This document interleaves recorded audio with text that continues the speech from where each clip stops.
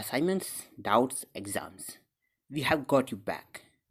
EduPlanner make every chapter easy to understand. Stay tuned, learn more, grow with us.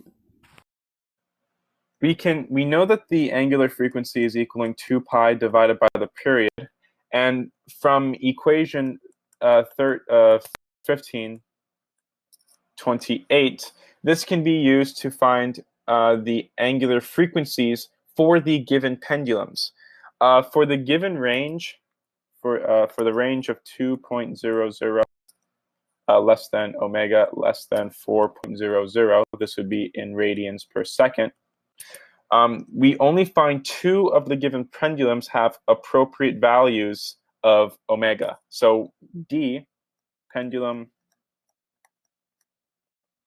D, with, we can say, length equaling 0.80 meters. This has an omega angular frequency equal 3.5 radians per second. And then pendulum E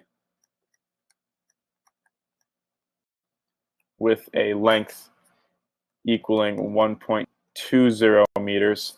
This has an angular frequency omega of 2.86 radians per second. So your answers would be pendulum D and pendulum E. That is the solution. Thank you for watching.